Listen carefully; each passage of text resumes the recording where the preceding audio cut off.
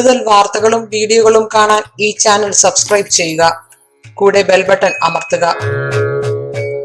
നമസ്കാരം. മക്കളുടെ നന്മയ്ക്ക് വേണ്ടി എന്ത് ചെയ്യണം? ദോഷം വരുമ്പോഴും മക്കളുടെ നന്മയ്ക്ക് വേണ്ടിയിട്ട് ചില അമ്മമാരൊക്കെ വ്രതങ്ങൾ എടുക്കാറുണ്ട്. അതിൽ പ്രധാനപ്പെട്ട വ്രതമാണ് ഷഷ്ടി വ്രതം. ഷഷ്ടി ഒരു മാസത്തിലെ 2 ഷഷ്ടി വരുന്നുണ്ട്. കറുത്തവാവിനും വെളുത്തവാവിനും വരുന്നുണ്ട്. മക്കളുടെ നന്മയ്ക്കും ഉയർച്ചയ്ക്കും വേണ്ടി എടുക്കുന്ന ഒരു പ്രധാനപ്പെട്ട വ്രതം ഷഷ്ടി വ്രതമാണ്.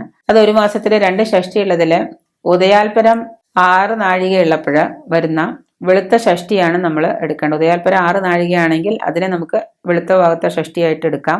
അപ്പൊ അതില് പിന്നീട് നമ്മൾ തിരുവാതിരയ്ക്ക് മുമ്പ് മകയിരം, തിരുവാതിര, പുണർദം, അതിൽ മകയിരം നൊയമ്പ് എല്ലാവരും മക്കൾക്ക് വേണ്ടിയൊക്കെ എടുക്കാറുണ്ട്. ധനുമാസത്തിലെ തിരുവാതിരയുടെ തലേ ദിവസം വരുന്ന മകയിരം നക്ഷത്രം, അത് മക്കൾക്ക് വേണ്ടിയിട്ടുള്ള ഒരു വ്രതമാണ്, നൊയമ്പാണ്. അത് മിക്കവാറും എല്ലാ സ്ത്രീകളും തങ്ങളുടെ മക്കൾക്ക് വേണ്ടിയിട്ട് മകയിരം നൊയമ്പ് എടുക്കാറുണ്ട്, തിരുവാതിര ഭർത്താവിന് വേണ്ടി. എന്ന പോലെ തന്നെ ഷഷ്ടി വ്രതം വളരെ വിശേഷപ്പെട്ട, മക്കളുടെ നന്മയ്ക്കും മക്കൾക്ക് എന്തെങ്കിലും ഗ്രഹങ്ങൾ പഴിച്ചു നിൽക്കുകയോ ഗ്രഹശക്തി കൊണ്ട് പിള്ളേർക്ക് ദോഷങ്ങൾ ഉണ്ടാവുകയൊക്കെ ചെയ്താൽ മക്കളുടെ നന്മയ്ക്ക് വേണ്ടിയിട്ട് അത് സാധാരണ ഒരു വർഷക്കാലം നമ്മൾ എടുത്താൽ, സ്കന്ദ ഷഷ്ടി ഉൾപ്പെടെ ഒരു വർഷക്കാലം തുടർച്ചയായിട്ട് ഷഷ്ടി നോറ്റാൽ നമ്മുടെ മക്കൾക്കൊക്കെ ഉയർച്ചയും മക്കളുടെ പഠനത്തിലും ജോലിയിലും വിവാഹത്തിലൊക്കെ വളരെ ഉയർച്ച ഉണ്ടാവുമെന്നാണ് പറയപ്പെടുന്നത്. അങ്ങനെ വ്രതം അനുഷ്ഠിക്കുന്ന ഒരു വ്രതമാണ് ഷഷ്ടി വ്രതം. അതെങ്ങനെയാന്ന് വെച്ച് കഴിഞ്ഞാല് പ്രഭാതത്തിൽ തന്നെ നേരത്തെ എഴുന്നേറ്റ് കുളി കഴിഞ്ഞ് സുബ്രഹ്മണ്യ ക്ഷേത്ര ദർശനം നടത്തുക. സുബ്രഹ്മണ്യ ക്ഷേത്ര ദർശനം നടത്തി സുബ്രഹ്മണ്യന് നമ്മൾ എന്ത് ചെയ്യണം? പൂജ, ഒരിക്കലൂണ്, ഭസ്മാഭിഷേകം, ഇങ്ങനെ എല്ലാ കാര്യങ്ങളും ചെയ്ത് അമ്പലത്തിൽ നിന്ന് തന്നെ വെള്ള നേദ്യം കിട്ടും. അമ്പലത്തിൽ നിന്ന് തന്നെ കിട്ടുന്ന നേദ്യം, ഇപ്പൊ ജോലിക്ക് പോകുന്നവരോ അല്ലെങ്കിൽ മറ്റുള്ളവരോ ഒക്കെ ആകുമ്പോൾ അവർക്കറിയാൻ പറ്റും. ഒന്നുകിൽ അമ്പലത്തിൽ നിന്ന് ആ സമയത്ത് പോയി നേദ്യം വാങ്ങിച്ച് കഴിക്കാൻ പറ്റുന്നവരാണെങ്കിൽ വാങ്ങിക്കൊണ്ടുപോയി, അടുത്താണെങ്കിൽ വാങ്ങിക്കൊണ്ടുപോയി കഴിക്കുക.